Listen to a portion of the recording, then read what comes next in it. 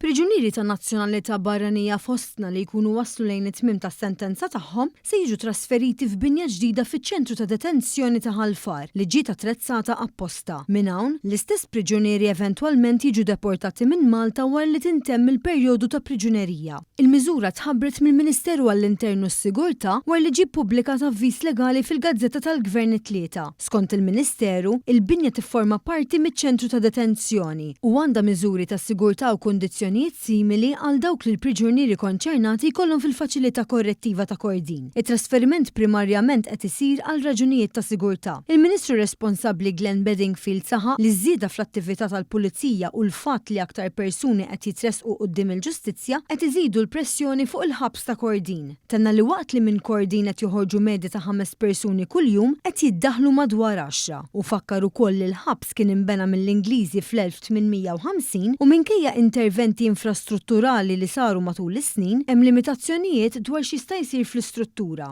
Bedingfield qal li fl-aħħar ġimgħat saru diversi diskussjonijiet dwar kif jistgħu jitjiebu l-istrutturi u l-faċilitajiet għal persuni li jkunu qed jiskontaw sentenza. Żied jgħid li se jittieħdu miżuri oħrajn biex jiġu żgurati s-sigurtà u l-kundizzjonijiet xierqa għal persuni kollha li jkunu miżmumin. Filwaqt li Malta tibqa' tħares l-obbligi legali tagħha u l-konvenzjonijiet Ewropej li hi firmatarja tagħha.